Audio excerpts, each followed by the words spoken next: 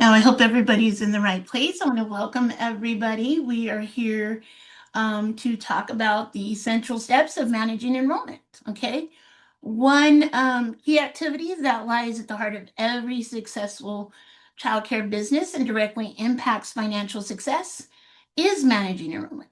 So, understanding the best practices for managing enrollment is one of the most important business skills that you can learn in childcare. So we're going to address the fundamental steps for managing enrollment. And then by consistently dedicating just a little bit of time towards these steps, you will support your business's overall longevity and sustainability. I do have to read a disclaimer before we get started. The information contained here has been prepared by Civitas Strategies and is not intended to constitute legal, tax, or financial advice. Civitas Strategies team has used reasonable efforts in collecting, preparing, and providing this information, but does not guarantee its accuracy, completeness, adequacy, or currency. The publication and distribution of this information is not intended to create, and receipt does not constitute an attorney-client or any other advisory relationship. Reproduction of this information and recording of this content, including the use of AI, are expressly prohibited. Only non-commercial uses of this work are permitted. Okay.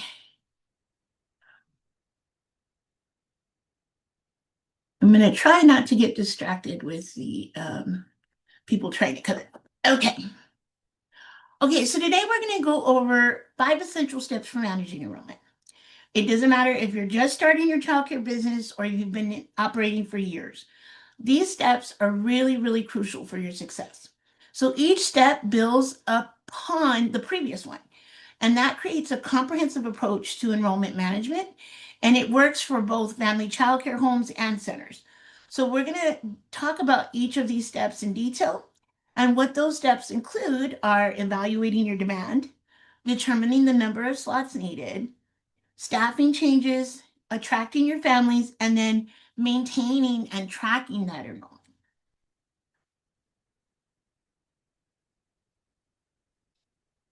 Okay.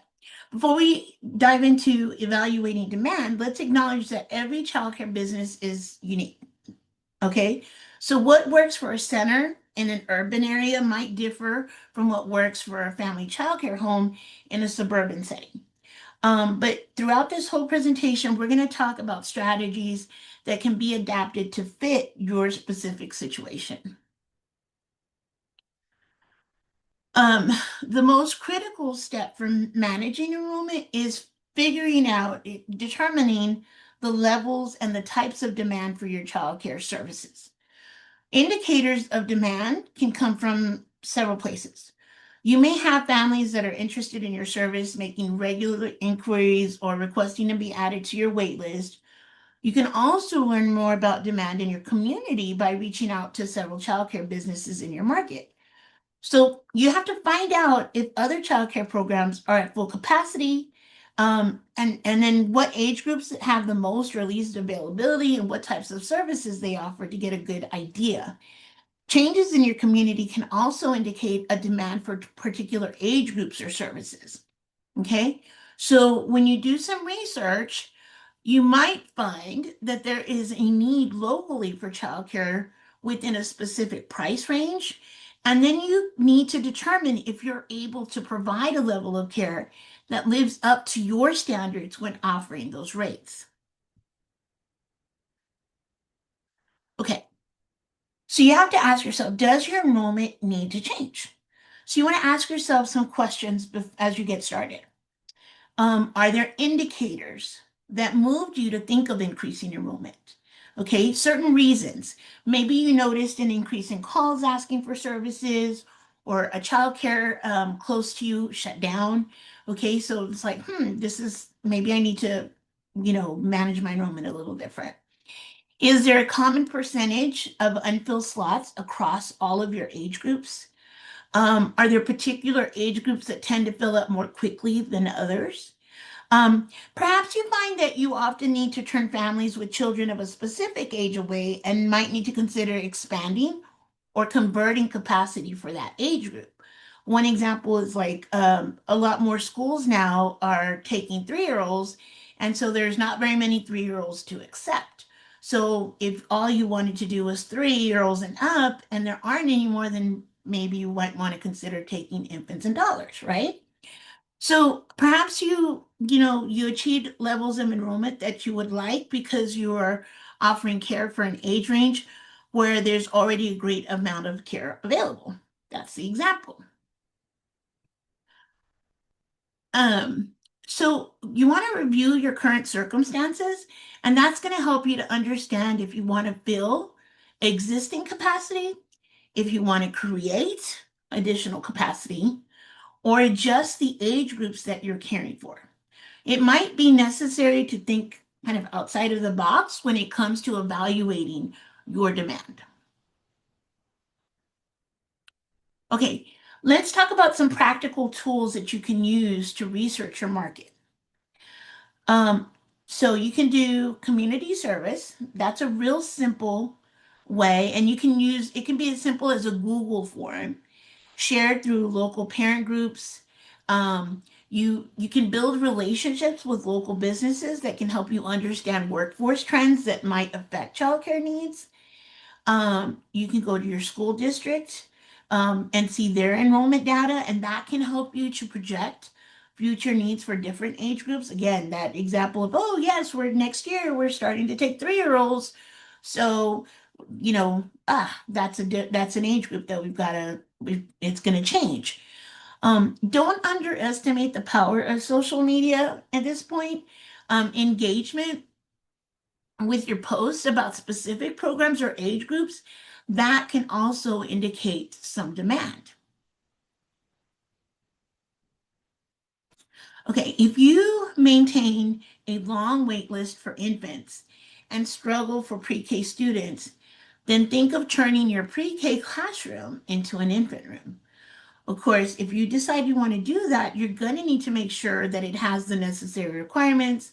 Say, for instance, the square footage, that you have sinks, for space for cribs, and that it's a licensed space. But rearranging classrooms, that can be a very smart business move to create more enrollments. You might also want to allow for part-time enrollments in all classrooms. So even if you've never offered part-time infant care, if you're struggling to fill your infant room, offering some part-time options might be a wise business decision. Those could also convert into full-time, at a later time. So get them in the door kind of thing. Okay, so we've talked about and explored how to evaluate and respond to the demand, right? We looked at that. So now let's shift our focus to the financial aspects of enrollment management, okay? Understanding the demand is important, but making it work financially, that's the big one. That's really crucial to sustain your business. You want to turn these into slots that are going to turn into revenue, okay? Okay, so when formulating a plan to increase your enrollment, you want to determine the number of slots you need. And not just that, but how many you will be able to fill. Okay, so to find out the number of slots you need to fill to advance the financial success of your business, there's a couple of things you want to do. Okay, if you know me and if you've been to my sessions, you know that I'm really big on budgeting, right? You want to make sure that you review your monthly expenses. Okay, you want to look at how much revenue you receive per child. You want to calculate how many children you need to cover expenses plus make some profit. You don't want to just break even. We're in business. We're trying to sustain our livelihood, right? So we've got to take the caregiver hat off and put on the business hat, okay? And then we want to make sure this number works within what you have as space and what licensing allows, okay? So all of that kind of goes together. As a good practice, a good business practice, you want to know the number of children needed monthly and annually to cover your costs and result in profit. So this number might change throughout the year as your expenses change. Okay, so you want to consider that.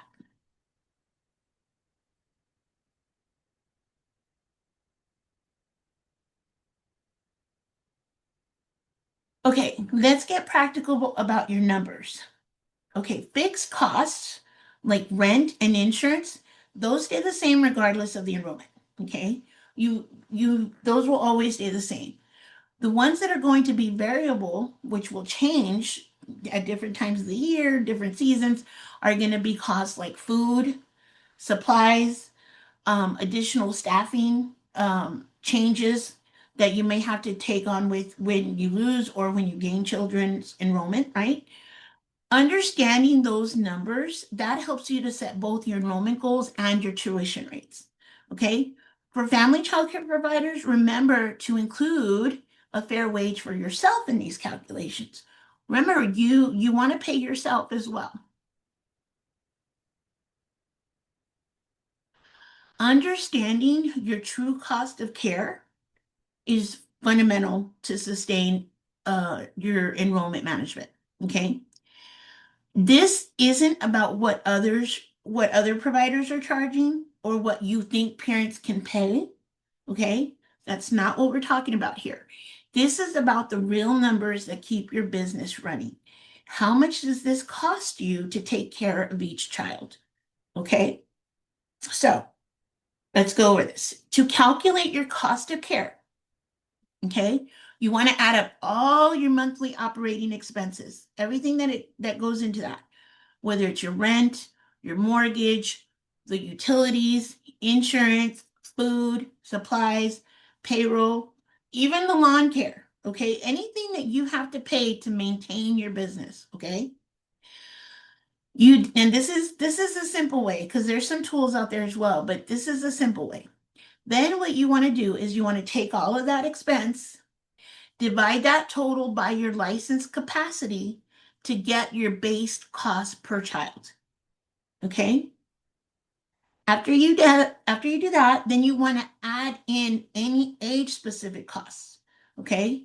For example, if infant care is going to typically require more supplies, and you have to remember that you have lower ratios when you have infants.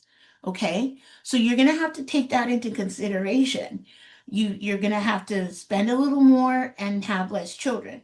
So you want to look at those things. And then you want to factor in any additional expenses from benefits, any professional development, or if you want to improve your program.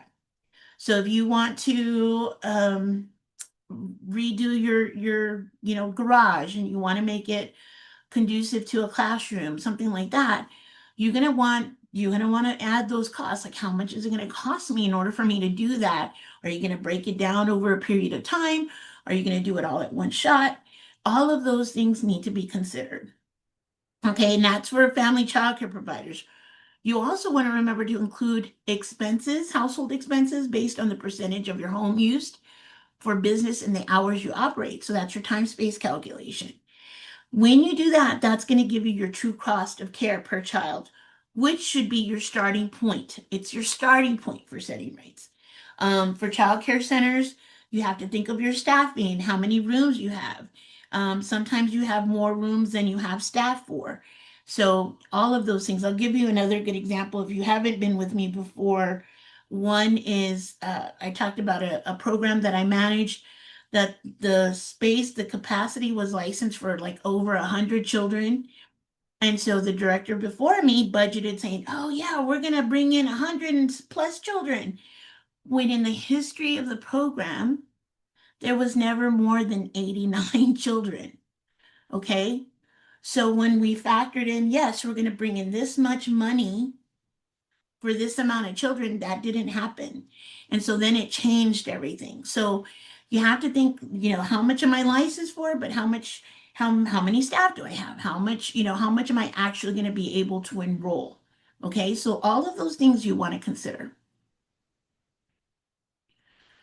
Yeah, financial aspects. I could go on and on about the financial stuff, right? But we also want to cover some other stuff because it's not just about numbers. It's about people. So now let's talk about how enrollment changes affect your most important resource, which is you and your staff. Okay.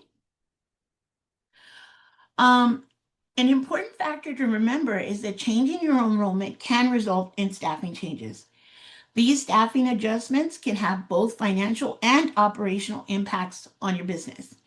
You'll need to determine whether the staffing required to accommodate your new enrollment goal is financially feasible. Can you afford those staff? Can you give them a workable paying wage? Okay. So you want to consider that. Make sure you understand what the child to caregiver ratios required are by licensing. And then you want to compare your current staffing levels to these requirements.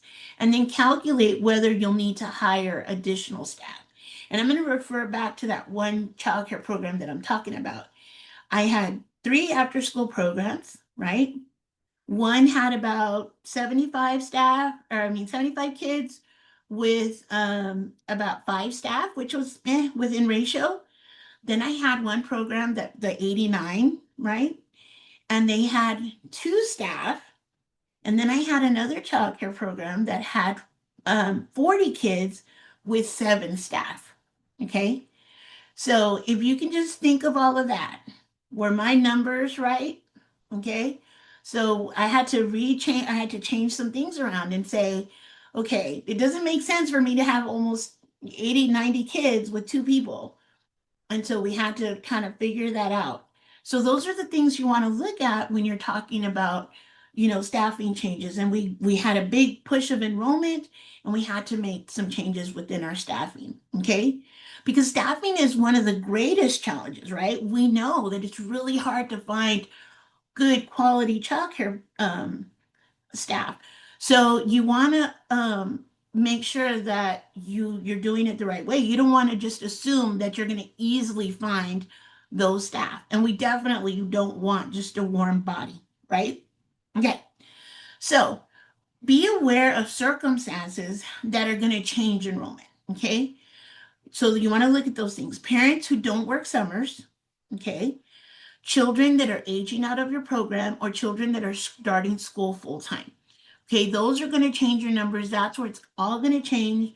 You have to change whether it's your space, whether it's going to be your staffing. You want to consider all of those things. Okay, effective enrollment management, it requires a strategic staffing plan that anticipates your program's natural cycles. Okay, start by analyzing enrollment patterns. Okay, think of your peak periods in September and January.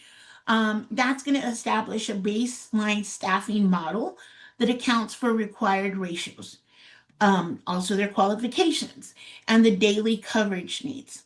Okay, planning ahead is crucial. So project enrollment increases 3 to 6 months in advance to determine staffing requirements. You want to allow adequate time for recruitment and training. For family childcare providers, focus on identifying key times when assistant coverage is needed. Say during a peak enrollment or meal preparation, while building a reliable network of qualified backup providers. Okay, so you don't want to hire somebody that's there with you all day long, but you need help at lunchtime or you need help at the end of the day when things are closing down, or maybe 2 or 3 times out of the week. Okay. The financial and operational aspects of staffing demand really careful attention. And then your budget for various enrollment scenarios, including training costs, seasonal adjustment, and recruitment expenses, while maintaining clear communication protocols for schedule changes. All of that has to happen together. Implement your quality control measures through regular classroom observations and parent feedback. And then develop comprehensive emergency plans with current substitute lists. These are all the things that are going to help you get through those times. Those are the things you want to consider. Look for long-term, think of long-term, align your staffing decisions with program growth goals, and then the potential expansion opportunities.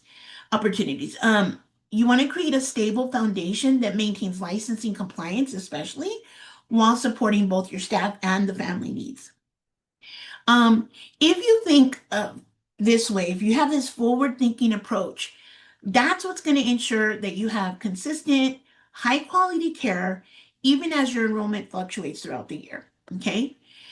Success in enrollment management requires thinking about staffing needs. Let's look at how to create a year-round staffing plan that anticipates enrollment changes. For you family child care providers, this applies to you too. Think about assisted coverage or backup care options during key times. And that's really, really important too and crucial for you as well. Okay, we recognize that this is an extremely difficult labor market. So in our recruiting, we have to do everything possible to position ourselves in the best way and be clear about what we're looking for. Those actions combined with knowing as much as we can about the market and our labor competition, that's going to give you some strong recruiting position. Okay, let's talk about a job announcement. So for your recruiting documents, you want to clearly describe what skills and capabilities are needed. And on top of that, it gives the audience, the prospective candidates, a clear, enthusiastic interest. And that's going to inspire people to come in and look at your organization and look at the opportunities ahead for the role. Okay. Now, on to the competition. What do you know about the competition for your labor in your area? Okay. What are some ways that your business can get a leg up in that environment? Okay. Um, Connectors that you might have and how they can help you in the recruitment process are some things we want to talk about. Connectors, on the other hand, provide additional potential candidates via whether it's networks and the candidates they might know. Okay. Start with the first level of connectors you have access to every day.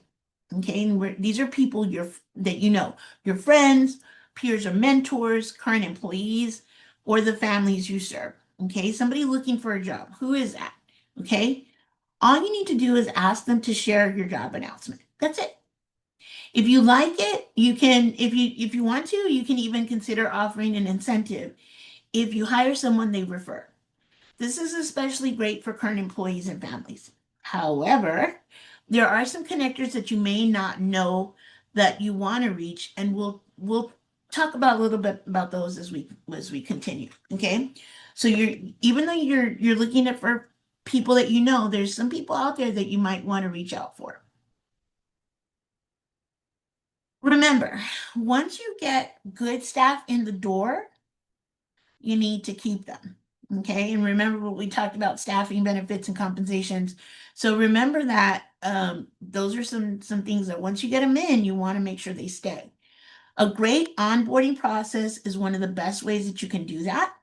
Make sure that your new staff feel welcomed and that they're well trained. You want to pair them up with one of your most trusted long-term staff members to ensure they have someone to talk to and ask questions. It's going to be much harder to walk out the door for lunch and not come back if they have a connection built with somebody there already. It's crazy that I have to say that, but it happens, right? You have somebody come in, they go to lunch, and then they don't come back. Well, let's see if we can connect them with somebody. All right. Now that we've established how to support enrollment and growth with proper staffing, let's talk about attracting the families who are going to fill those spots. Marketing isn't just about advertising, it's about communicating your value. What is it that you have to offer as a childcare provider? All right. To increase your enrollment, you're going to need to effectively reach the families you want to serve. Developing a sales and marketing plan is going to help you to connect with these families and attract them to your business.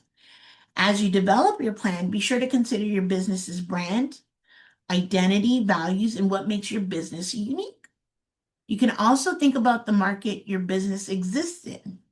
You also want to think about your budget and the timeline, okay? So think about what makes your program special. Are you the only Spanish immersion program in your area? Do you have unique outdoor learning spaces? Is your family childcare home particularly welcoming for infants? Um, All of these things, these are unique selling points that should be central to your marketing message. Okay. And here's where I'm going to plug our sales and marketing um, small study groups. Okay. If you want to learn about how to market your childcare and you haven't taken the small study group, this is where I'm going to plug it because just of the things that we talked about, the identity, your values, what makes you special, those are things you learn when you're in that small study group. So I encourage you to sign up for that if you haven't already. Everything you and your staff do is either selling or not selling your program. Keep in mind that a person's perspective is their reality. So think about how your building looks to a prospective parent. If is there trash in your parking lot? Are the flower beds and grass maintained? Um, if your staff wears shirts with the business logo on them, how are they representing themselves not only inside the building when they are working, but also outside when they stop at the gas station on the way home? Okay, I want to think about those things. Remember the little things like answering the phone or responding to emails. Do it with a smile. Like, Melinda, how are they going to know if I'm smiling? We hear smiles, right? So we all know that you can hear that over the phone. So if a prospective parent calls and you answer and out of breath and they're like, oh, they're like, oh, what's going on over there, right? Instead of saying, hi, hello, it's Melinda, how are you?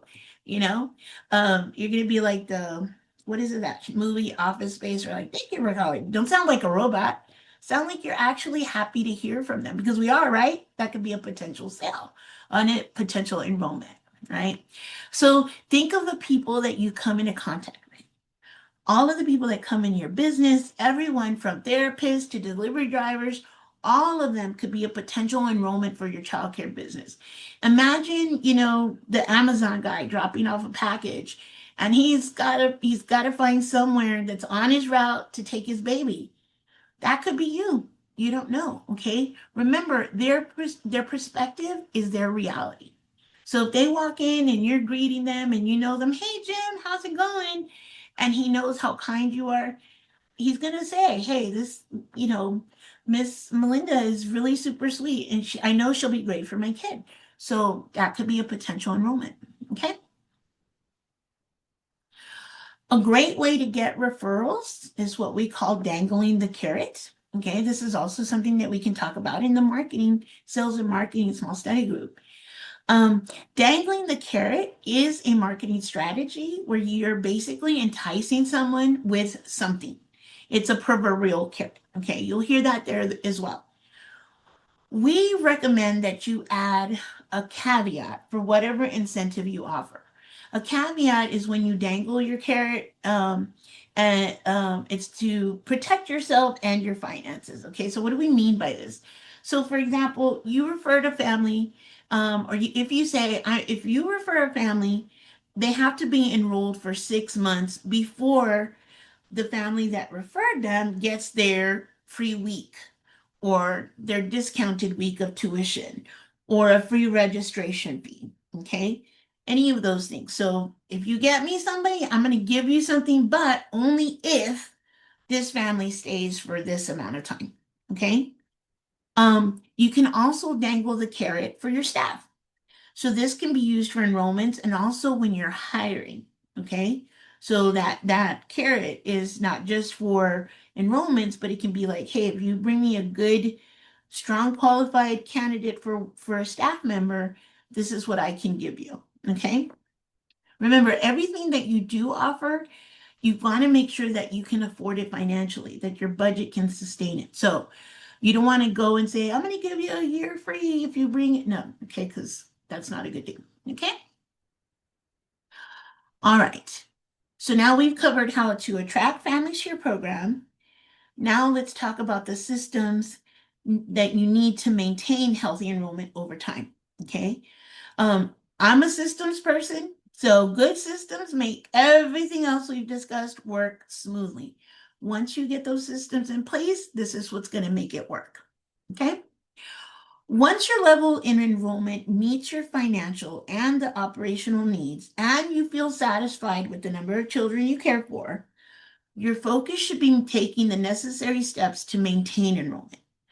You will want to be aware of circumstances that will change enrollment, like parents who don't work summers again, children who are going to age out of the program, like we talked about, or again, children starting school.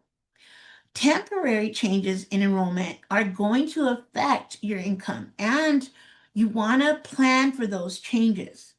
You might need to adjust your budget and carefully watch expenses during that time. So it's going to be helpful to have additional cash reserves during time periods that your enrollment fluctuates. Okay.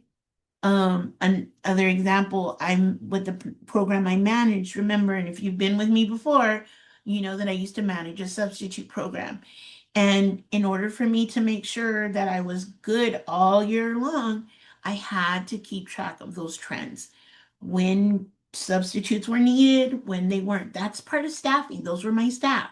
So if they weren't going to be used, I needed to make adjustments. When they were really busy, I needed to take some of that money and set it aside because there were going to be months where they weren't going to be needed.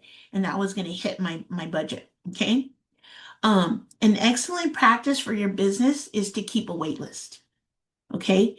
Have a standard procedure for updating your wait list, making sure to have all the pertinent information recorded, such as your parent contact information, the child's age, any special needs request, and the date they're looking to enroll in your program. Okay. As you maintain enrollment over time, it is a good practice to evaluate your rates periodically, and it's important to that you balance setting your rates that are going to reflect the quality of care that you provide with setting rates that are attractive and that are going to encourage enrollment. Okay, so those are the things you want to look at when you're setting your rates. Okay, tracking enrollment. Okay, so it's just not, you want to also have some data. Okay, tracking enrollment is an important piece of understanding the ongoing health of your business. Your enrollment may fluctuate during different seasons, and you're going to want to be prepared for the highs and lows as the changes in enrollment are going to affect your staffing and your cash flow. Okay, cash flow, remember, is the money you have on hand for things like emergencies and stuff that might happen. So you want to make sure that you have access to that cash flow, right? So by having an ongoing tracking system, you can address anticipated changes, and then you can act quickly on changes that come unexpectedly. Okay, so there's a lot of methods that you can use for tracking. If your enrollment is smaller in size, you can keep a journal of a weekly enrollment. That may suffice, okay? But ideally, you want to use a method that allows you to easily identify and analyze those changes. You want to look at that data. You don't want to just have it, you want to analyze it, use it to your benefit.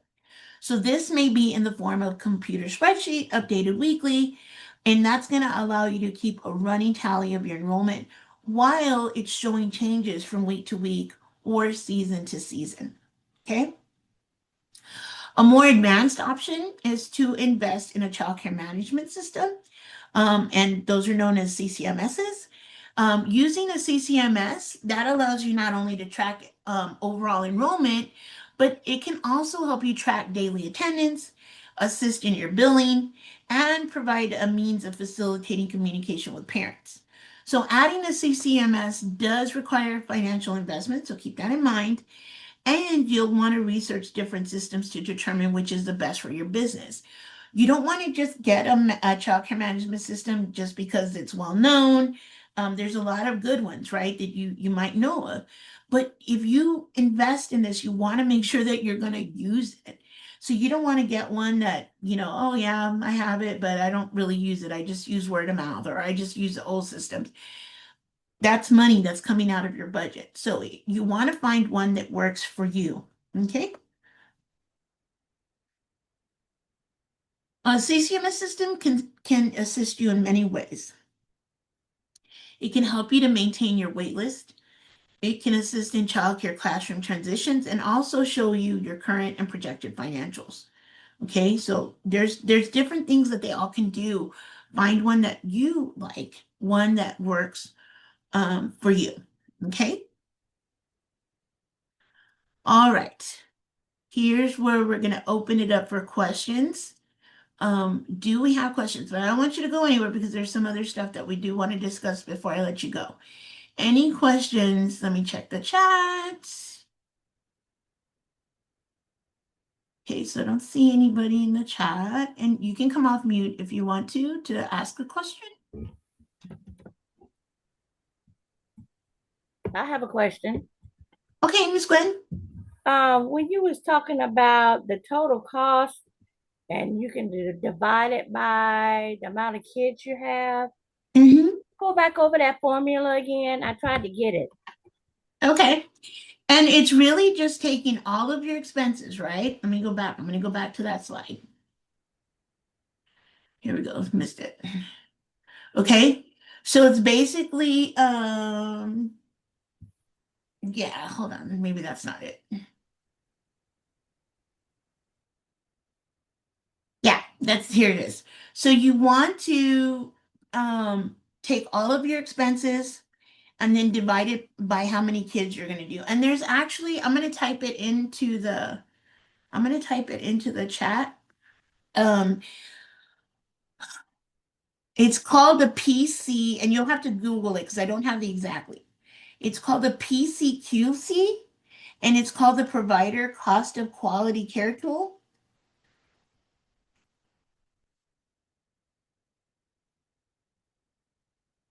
And it works for either a child care center or a family child care, and it's a government tool.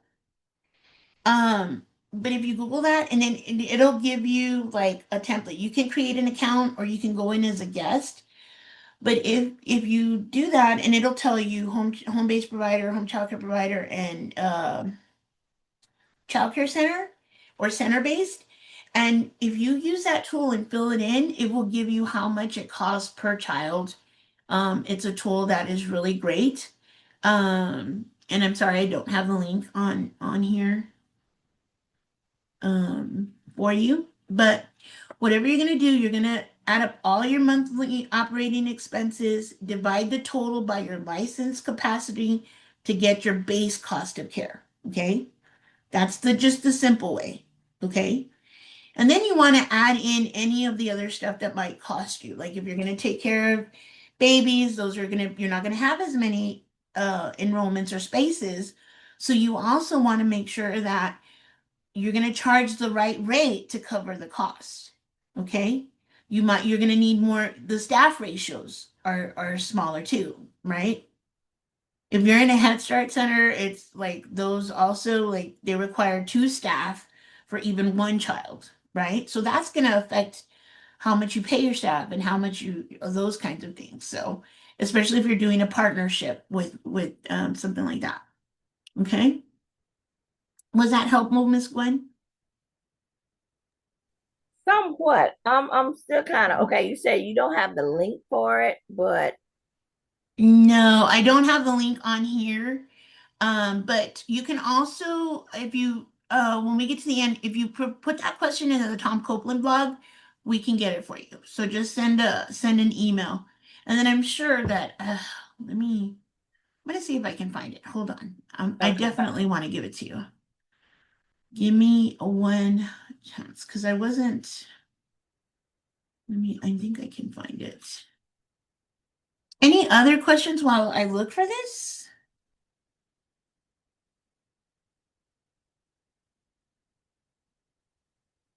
Let me close this blog. Question, but I just wanted to chime in to say thank you for saying your cost of care is your cost of care. A lot of people say they charge 400 down the street or they charge 300, but you don't know what their overhead is. You don't know how many staff members they have. You don't know the enrichment that they're providing, transportation. So whatever your cost of care is, stand on it. Be confident that that's your cost of care for your business model. Yes, for sure. Thank you, Laura, for getting that. I did find it and I was able to put it in the chat, everyone. So again, you can sign in and you can sign in as a guest or you can create your account. Okay, so I was able to pull that up. Thank you, Laura, for also adding that. I appreciate it. Um, but you're definitely right, Ms. Bridget, for you have certain expenses that may differ from other businesses. So you definitely want to take that into consideration. You may be offering different services, you may have different staffing needs. All of those things are what you want to consider. Okay? Thank you for sharing that. Okay? Was that helpful, Miss Gwen? It was. I appreciate that. Absolutely. Okay. Any other questions or thoughts or anybody else? I will plug in for other uh small study groups. Remember, those are always available. And then if you have any one-on-one coaching needs, you have a question that's not just you just have one specific question that you want answered or you need help to do certain things, you can always request a one-on-one coach. Okay. And I think on one of our previous sessions, some people were interested, and so they should have responded to that. Okay, you should have gotten an email if you were interested in that. All right, but before we close out, I want to thank you again for taking the time to join this webinar. So before we close, let's just look at what we talked about today. Okay, we talked about how to what to look for, how to market, how the staffing changes might be needed, your rate, your numbers, your ratios, all of those things are really important to consider um, when you're doing all of these things. You want to make sure that you're, oops, sorry. You want to make sure that you are looking at your budget, okay? Um, and then just knowing the times and when you're going to need changes, especially you family childcare providers. When do you need help? You know, you don't want to just make an expense if you don't need it. Okay. And then think about how you're going to attract those families, because when you attract those families, that's revenue. That's this, your business's sustainability. Okay. So we hope this information was valuable to you. Also, really quick, again, remember I talked about that one-on-one coaching. So this is our library. You can go to the DECAL Georgia Thriving website I'm going to give you that link. What are some other tips that, when you dangle the carrots? Oh gosh, that could be like anything. Like if you say, um, for enrollment, you could say like, I will waive your registration fee if if you bring in another family and they stay enrolled for 3 months. If they enroll for 3 months, if they enroll for 6 months, then I'll give you, a week free. It just really depends on what you can do. Before you do that, you need to make sure though that your budget can sustain it, okay? That you can handle it. So there's a lot of things for staffing. Bring me a qualified person, and you get an extra day off or something. I'll give you a day off in your one of a floating holiday or something. Um, okay, thank you for sharing your information. Absolutely, and thanks, Miss Maria, for sharing your information. Um, Also, don't forget our study groups. Don't forget that we have the news two study groups. They're not new so much anymore, but maximizing your tax credits and then revenue stacking there in Georgia. These are specific to your state. So you definitely want to sign up for those. This is a Spanish one. Here's the QR code to DECAL Thriving Childcare Business Academy. Um, The study groups definitely are super cool. I'm gonna actually hold up. Let me go back here. So our study groups here are financial foundations, recruiting and retaining staff, okay, mitigating risk, sales and marketing is part of what we talked about today, revenue streams and growth, how to get revenue in, how to use them to grow your business. Of course, comprehensive technology, say you have some questions. Um, they are not provided in Spanish. I don't know if that's in the works, Miss Noda, but I I I can't say yay or nay, but like we don't offer them now in Spanish. But But I don't know. That let might me be in the ask you something. works. So, how do the study groups work? Is that something that because when I was reading online, I was interested on it, but I didn't know. Like I signed up, and then it's like a one-on-one coaching depending of the of the need that I have. That you were talking previously that we could do that, or are these like something that we work in group with other providers, or how do those groups actually work, or we just sign up for these things and that's it? Yeah, so you do have to enroll, you have to sign up to opt in to go into those, but it works both ways. So one, you can have the one-on-one coaching if you want to, where you just meet with one person specific, or if you sign up for a study group, those are for 2 weeks. They're 1 hour at different times. You get to choose what time you want them.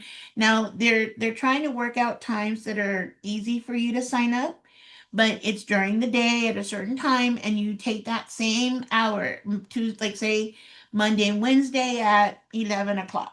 And don't quote me on the times because I don't know, all of that varies. But for a particular topic, let's say they're going to offer financial foundations Mondays and Wednesdays for 2 weeks. It's 4 hours. Okay. And then so it 1 hour each day. So Monday is 1 hour at 11 to 12, Wednesday, 1 hour to 12, and you do that for 2 weeks. And then they do offer a stipend if you complete those, and you get credit for your PDS. So you get training hours, okay? Perfect. Yeah, thank you so much. Okay, awesome. A- Absolutely. Okay. All right. So these are the topics that you can choose from, whether it's one-on-one or if it's in a group study group, okay? You just have to kind of see which ones you want, sign up and say, hey, I want to take mitigating risks, which it talks about things that can happen in your business and how to avoid them, how to prepare for them, how to be proactive rather than reactive when it comes to things that can happen. Okay, so I think I coach pretty much all of them except the tax. I'm not the tax person.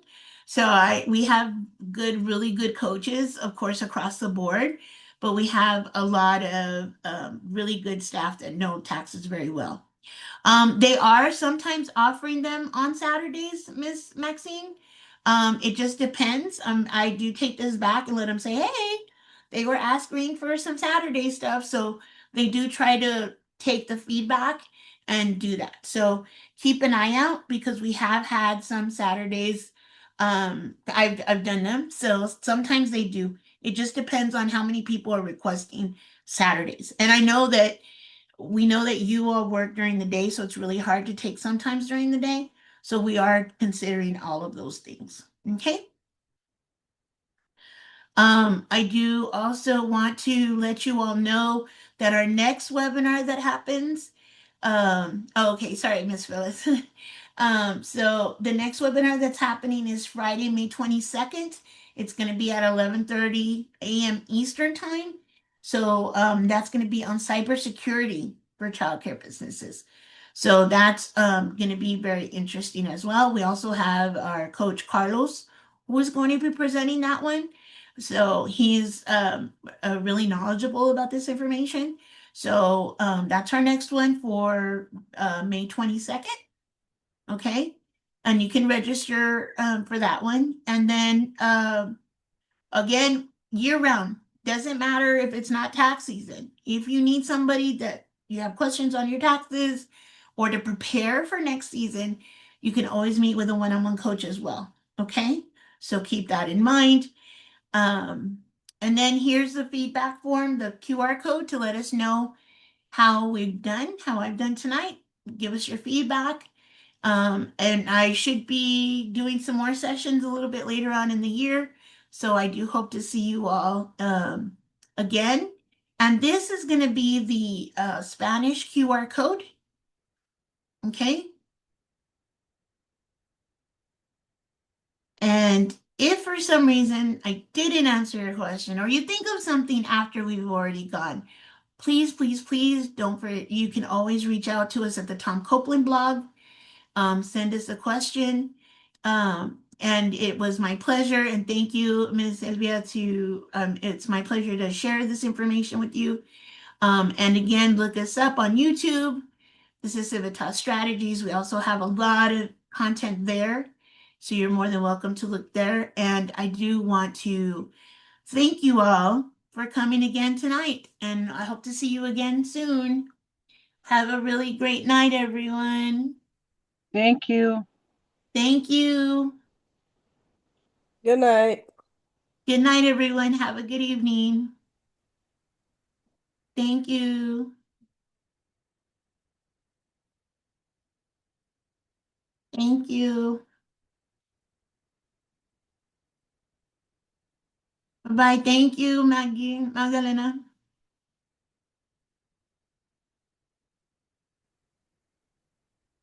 Bye bye, everyone.